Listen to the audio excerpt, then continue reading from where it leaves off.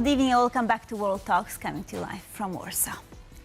Egypt has officially opened the Grand Egyptian Museum, the world's largest archaeological museum. With around 100,000 artifacts on display, it spans 7 millennia of Egypt's history. The opening marks a major milestone for the country and has also reignited debate over the return of key antiquities held abroad. To discuss, I'm joined by Wojciech Ejsmond, assistant professor at the Institute of Mediterranean and Oriental Cultures, Polish Academy of Sciences. Good evening, sir. Thank you for joining us. Good evening. Good evening. The museum Thank you very much for having me. Thank you. So the museum has finally opened after many years. Now that Egypt has the venue, what key antiquities is it hoping to secure? Well, at the museum, you can see a comprehensive exhibition showing several thousand years of Egyptian history and development of the civilization. So when you start the tour, you are welcomed by a grand staircase showing monumental sculptures like those of Ramses II and other royal monumental works. Then you have a large hall devoted to the period from the origin of the state up to the Greco-Roman period of Egyptian history. So a little bit more than 3,000 years, and you are greeted by the most important artifacts. Some of them are coming from Polish excavations, like 2 golden gilded figurines from the site of Tel El Farha in the northern part of Egypt.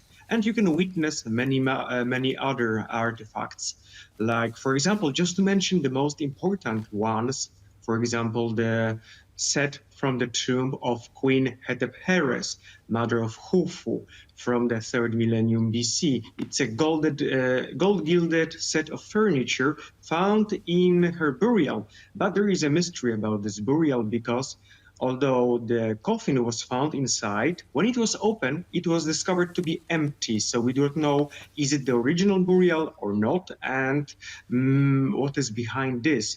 Later on, you can visit, for example, large ships, funerary boats of Khufu, the great builder of the pyramid, which are remarkably preserved. And it was a great discovery of Egyptian archaeologists who were also able to piece them all together, and now they are after the extensive conservation program, enabling them to be exhibited. And of course, the key feature of the exhibition, almost all of the artifacts found in the tomb of Tutankhamun in 1922, which is kind of a hallmark of this whole museum. Actually, half of the museum is devoted to comprehensive exhibition of ancient Egyptian history, and the second part is the Tutankhamun gallery, showing something like 5,300 artifacts coming from the tomb. So this is quite an amazing spectacle to go there. The museum was already open, there was a soft opening last year of the first part of the exhibition, and now yesterday the second part was open, and the museum is complete after 20 years of the construction and other works there. So it's more or less the same time as it took to construct the pyramids in Giza. But the museum is not only the exhibiting area, it's also the conservation labs and scientific research unit, which is really unique and contains state-of-the-art equipment. I was actually going to ask you about this because given the museum's proximity, right, to the Giza Pyramids and the coordination required with other archaeological sites, so how does the museum fit into the wider heritage management strategy in Egypt? Well, the museum will play a very important role in scientific research and conservation. The state-of-the-art laboratories can welcome numerous artifacts which undergo comprehensive study, scientific examination, and conservation. For many years, we were lacking such laboratories in Egypt, and for example, performing carbon dating was very limited in Egypt. Now we can finally do it and, for example, elaborate a chronology of ancient Egypt through such studies. Furthermore, the museum is quite well accessible. It has very good connections. It's by a highway, which makes it very easy to deliver artifacts from various parts of Egypt. And it has a storage space for further collection, because we should remember that there are plenty of discoveries made every year in the country. So these artifacts require place for storage and preservation, and the new museum is providing this. And as you mentioned before, the museum is very well aligned with other archaeological sites like the Giza Plateau. So the axis of the museum is pointing at the three great pyramids at Giza. And this is a very good idea. So when you enter the Old Kingdom Gallery, which is corresponding chronologically with the pyramids, you can see the artifacts which actually came from Giza. And you can look in one way to see the furnishing of tombs, and from the other side, you look at the pyramids and the cemetery from which the artifacts came. Furthermore, recently, a pathway was constructed connecting the museum with Giza Plateau. So you can go directly from one place to another and continue your experience of Egyptian civilization. So let's talk about the missing Egyptian artifacts, if you will. So the fact that many Western post-colonial powers, right, have held on to these artifacts for such a long time has been a subject of much debate, often sort of seen as a relic of colonialism. But I wanted to ask you, what are the main arguments for and against returning these antiquities to Egypt?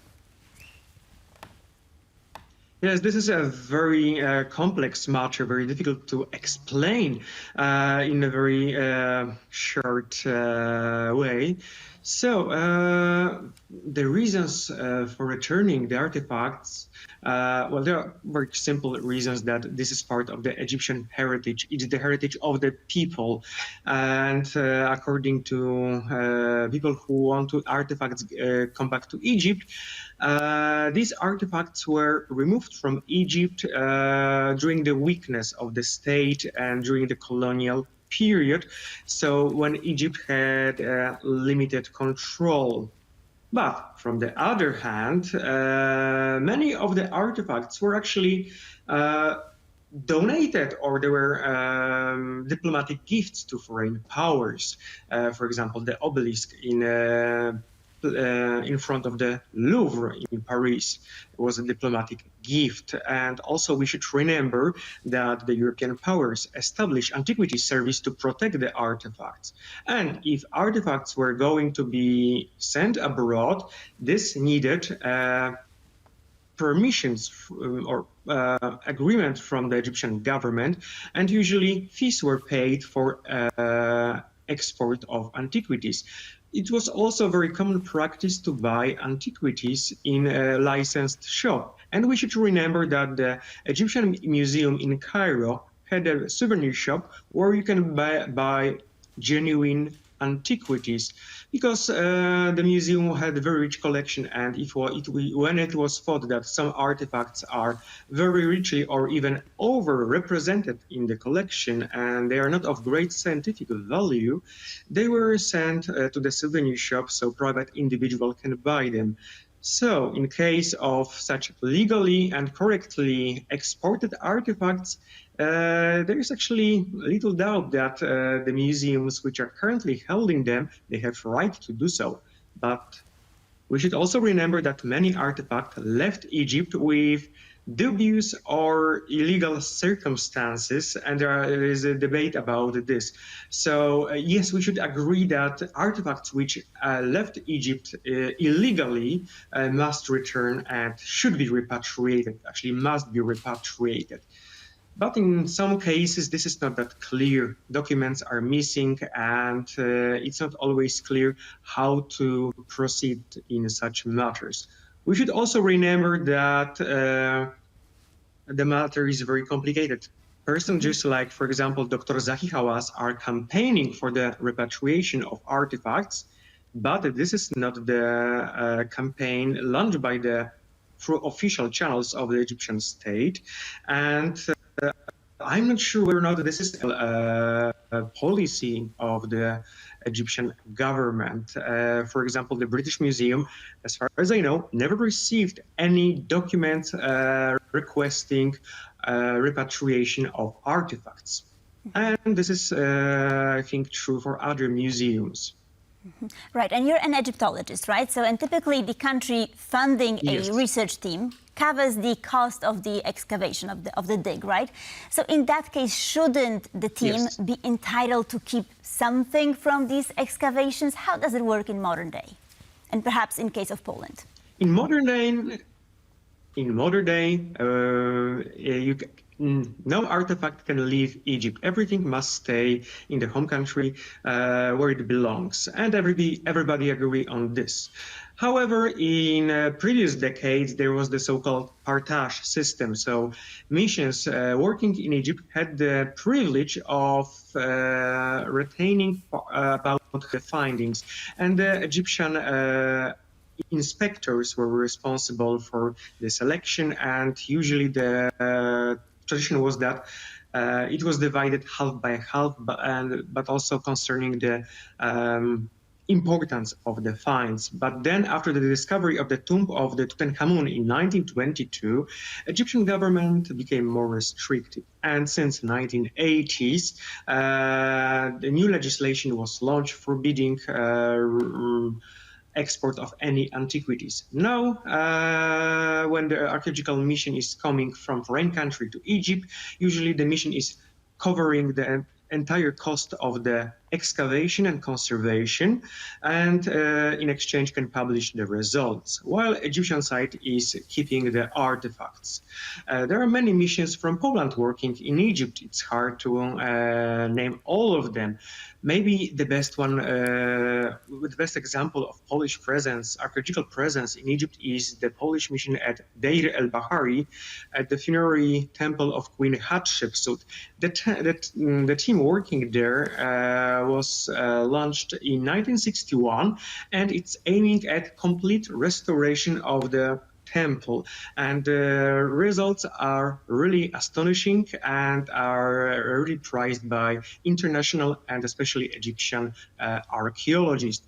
Other missions are working in the, for example, aforementioned Tel el-Farha in the Delta, Alexandria, but also at Saqqara, and I have the privilege of working at the site of Gebelein. The list is actually quite extensive, and Poland is one of the most important Egyptological powers, let's say. We have one of the most important sites for in our concession. Congratulations. This is quite impressive indeed. And I wanted to talk a little bit about preservation. I mean, with like climate change, geopolitical instability, mass tourism, right? Sort of all posing threats to ancient sites. How will the museum and its conservation center actually help preserve, the vast collections that are housed there? Well, the museum is state-of-the-art, so everything is separated from the viewers, sometimes through glass if the artifacts are especially fragile. In case of stone artifacts, which are by nature very enduring, there is no glass, so you can actually look closely, but there is always the distance between the viewer and the artifact itself. And the conservation unit is working 24/7 to safeguard the artifact. And what about security? Just briefly, I mean, recently witnessed a surprising theft at the Louvre. So aren't people concerned about security at the Grand Egyptian Museum? I'm quite confident that everything what is at the exhibition is safe. The museum is protected by a substantial wall around. It's well guarded. There are policemen in the whole area. So I think the artifacts there are quite safe, and we shouldn't be concerned about this. However, we should always think about the climate changes which are threatening archaeological sites, like the rising level of moisture in some areas, which is causing, for example, incrustation of salt on some monuments. Also, the touristic, The large number of tourists visiting numerous sites, especially the Valley of the Kings, this is a threat because people are bringing moisture, bacteria and fungi into the monuments, which can in time badly influence the structure. Luckily, there are numerous tombs in the Valley of the Kings. There is a patient, and only some tombs open for a limited period of time, and then after some time they're closed, and other tombs are open for the public. Wojciech Ejsmond, Polish Academy of Sciences, thank you so much for joining us this evening. Much appreciated. Thank you so much for inviting me. And thank you for watching World Talks. Please stay tuned for more here on TVP World.